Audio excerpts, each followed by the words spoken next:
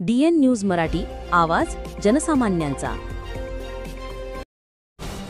यवतमाळ येथे पंडित दीनदयाल उपाध्याय यांच्या जयंती आयोजित समारंभात मुख्यमंत्री देवेंद्र फडणवीस यांनी दीनदयाल सेवा प्रतिष्ठानच्या कार्यक्रमाची प्रशंसा करताना ही संस्था एकात्म मानवदर्शन आणि अत्यंत दयाचे प्रतीक असल्याचे गौरवोद्गार काढले। मुख्यमंत्री म्हणाले की गेल्या 25 वर्षात संस्थेने शेतकरी, आत्महत्याग्रस्त कुटुंबे आणि पारधी समाजासाठी उल्लेखनीय कार्य केले। नैसर्गिक शेतीचा आदर्श प्रकल्प, महिलांसाठी लखपती दीदी योजना, शिक्षण आणि रोजगार क्षेत्रातील उपक्रम यामुळे समाज परिवर्तन घडते।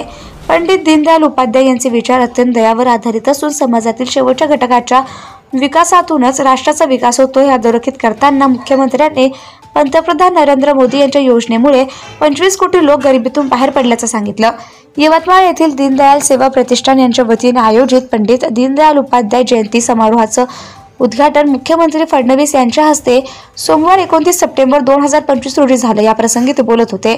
मृद व जलसंधारण मंत्री तथा जिल्ह्याचे पालकमंत्री संजय राठोड, आदिवासी विकास मंत्री प्राध्यापक डॉक्टर अशोक उईके, राष्ट्रीय मागासवर्ग आयोगाचे अध्यक्ष हंसराज अहिर, माजी आमदार मदन येरावार तसेच दीनदयाल सेवा प्रतिष्ठानचे अध्यक्ष नरहर देव, पदाधिकारी ज्योती चव्हाण, डॉक्टर मनोज पांडे, विजय कंदरे, मनीष गंजीवाले, गजानन परसोडकर आदी यावेळी व्यासपीठावर उपस्थित होते।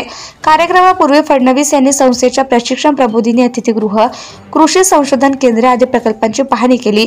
तसेच पंडित दीनदयाल उपाध्याय यांच्या पुतळ्यास पुष्पहार अर्पण करून अभिवादन केले। Bureau report, DN news Marathi, Yavatmal.